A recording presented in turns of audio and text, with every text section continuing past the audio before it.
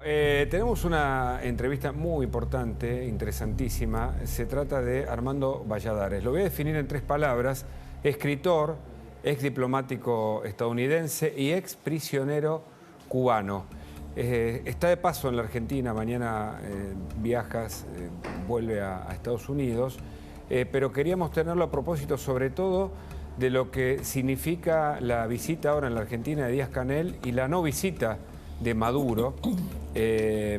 Valladares escribió una larga biografía estando preso en la cárcel por un delito que no cometió. Estuvo preso desde los 20 años hasta los 40 y tantos. Y una de las personas que lo ayudó a salir de esa prisión fue el propio Mitterrand y luego Ronald Reagan también lo reconoció en Estados Unidos. Gracias, Armando, por la visita aquí a La Nación Más. ¿Cómo le va? Muchísimas gracias por esta oportunidad y quería comentar algo sobre Díaz-Canel que quizás ustedes no saben.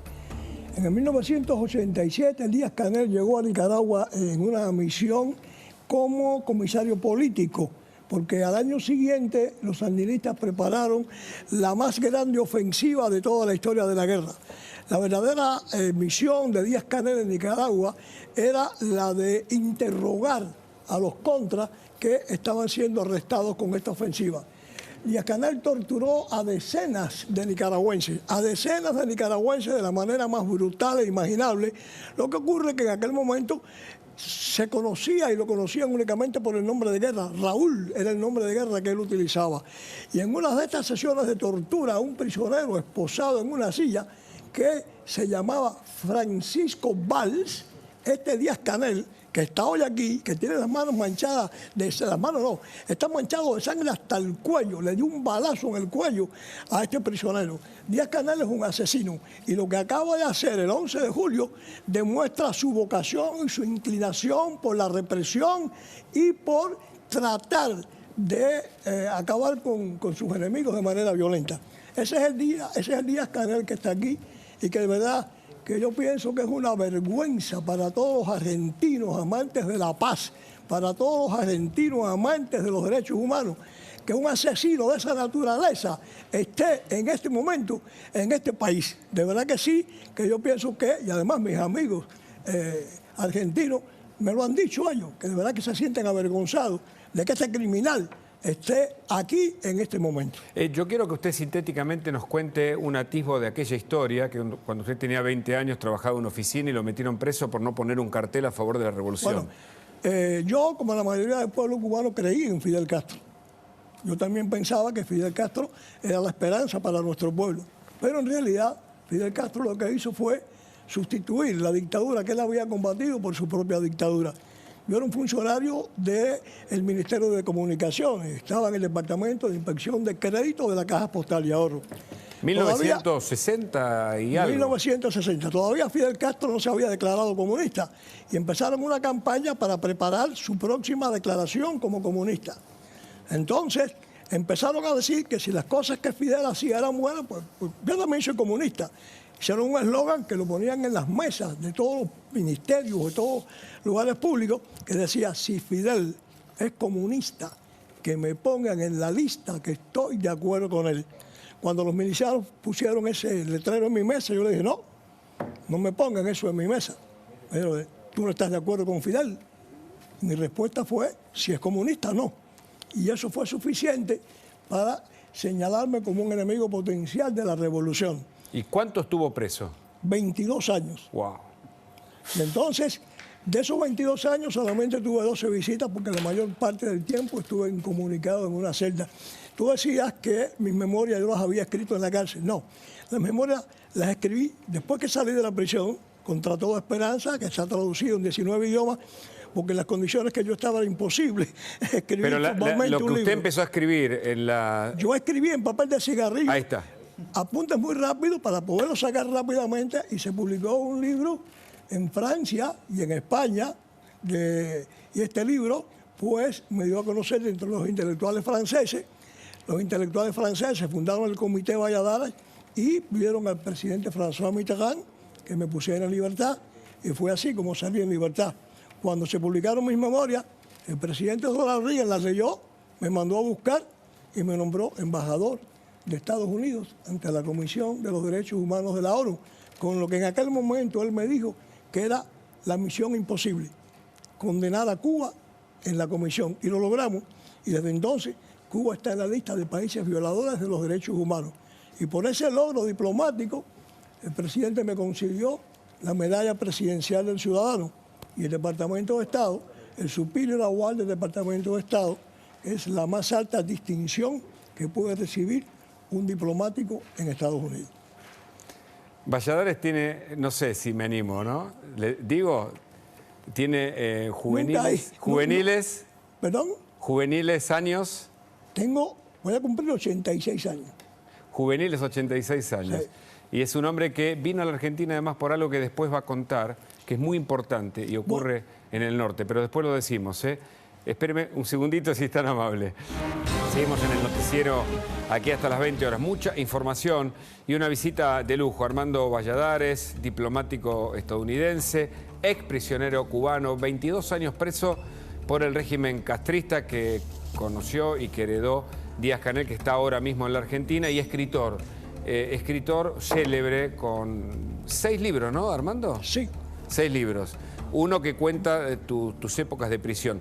Pero finalmente no pudo venir Maduro. ¿Y esto cómo se lee? Porque Maduro, ¿cómo se explica? ¿Es el heredero de Díaz-Canel, de Castro? Chávez es el discípulo de Fidel Castro. ¿Cómo se entiende el funcionamiento del bloque? Que hay ahora muchas especulaciones de por qué no vino.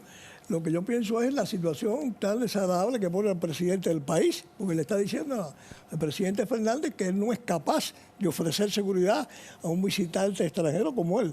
No sé qué habrá pasado, no sé si quizás... ¿Se habrá asustado? No, quizás Díaz-Canel no quiso compartir con él la prensa y por un problema también de celos. Vaya usted a saber por qué no vino. Lo que sí no te quepa duda de que él y Díaz-Canel, con Ortega, que es el que falta para ese trío,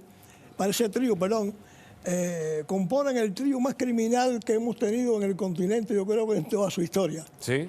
En toda su historia. Entre estos tres... ¿Crímenes literales? Crímenes... Acabo de decir hace un momento que con sus propias manos Miguel Díaz-Canel no solamente torturó, sino que le dio un balazo en el cuello a un prisionero que estaba interrogando en Nicaragua. Él estuvo en Nicaragua desde 1977 a 1989. Y fue allí, como dije al principio, porque en el 88 los sandinistas presentaron una ofensiva tremenda que liquidó prácticamente la contrarrevolución en Nicaragua. ¿Y el régimen está en su momento de decadencia o renace cada tanto con discípulos como Maduro, Ortega o lo que fuere, digamos, en América del Sur incluso? A veces los análisis de cómo y cuándo es posible que terminen estos regímenes son impensables.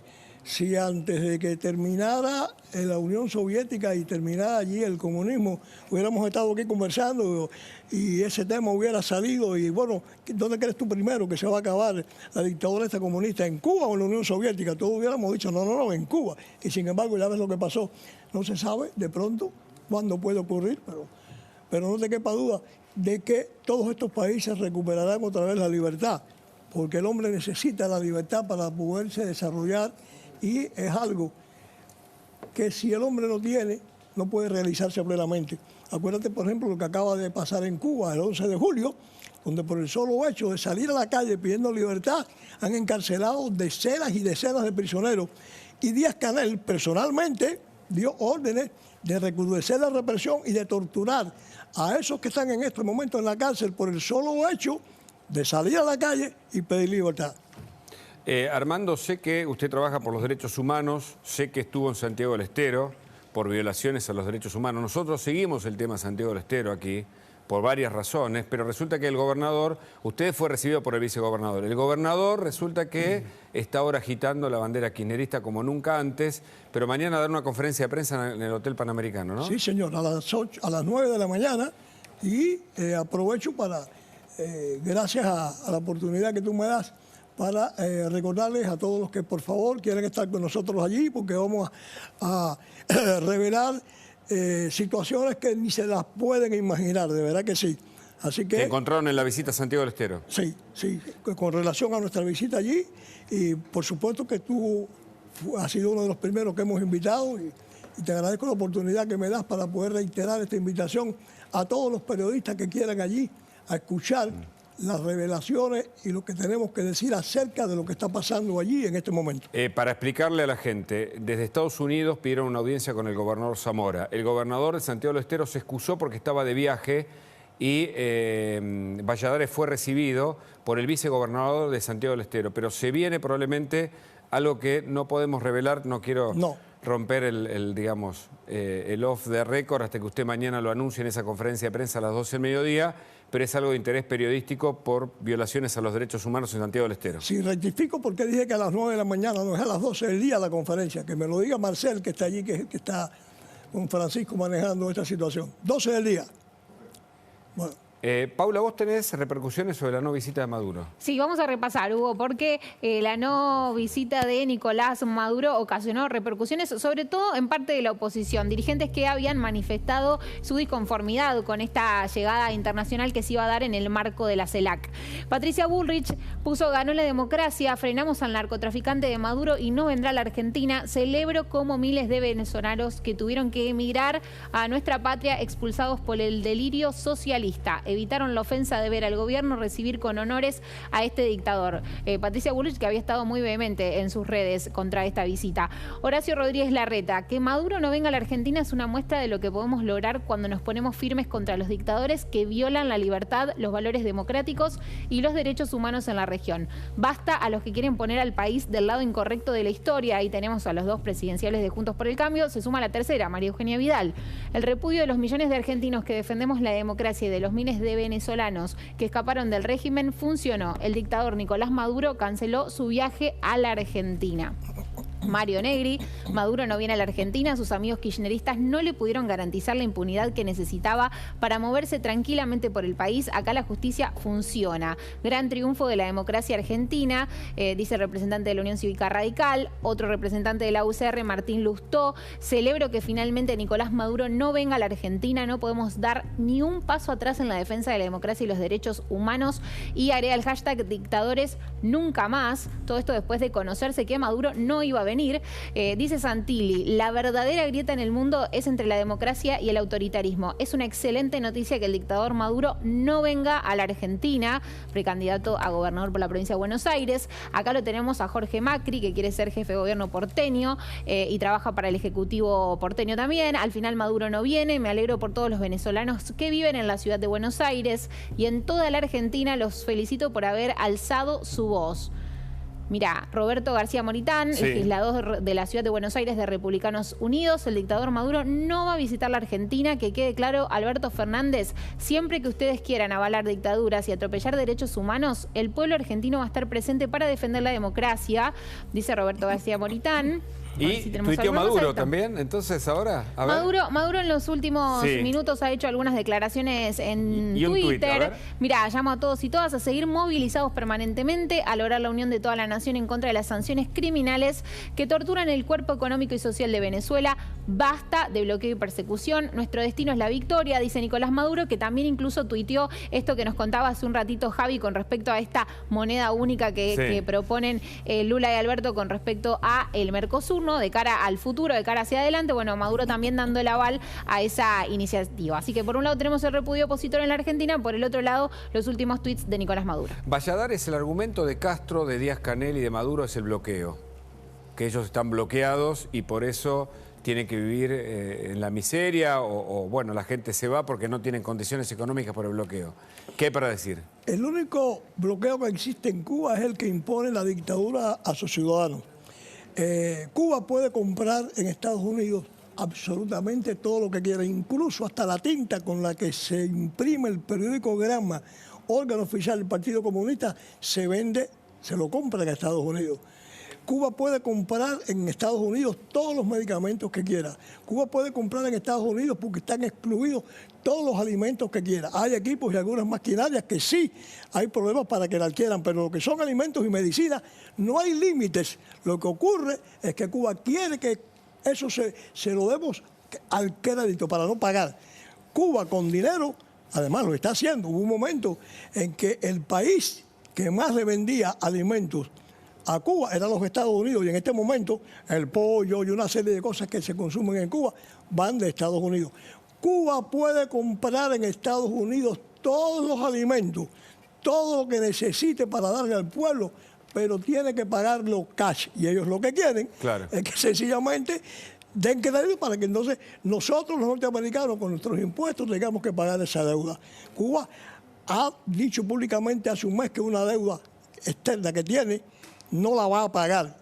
Y además, incluso dijeron que ellos saben que van a tomar represalias, así que van a embargar las embarcaciones, las naves cubanas, porque no tienen dinero para pagar, no tienen dinero para comprar, y por eso están desesperados, porque Estados Unidos dé crédito. No le vamos a dar crédito a Cuba para que siga manteniéndose la dictadura. Esa dictadura tiene que desaparecer. Armando Valladares, muchas gracias por su visita aquí en los estudios. Muchísimas gracias a ustedes por la oportunidad de poder comunicarme con los argentinos a través de este canal. Muchísimas gracias. Hasta luego. Hasta luego.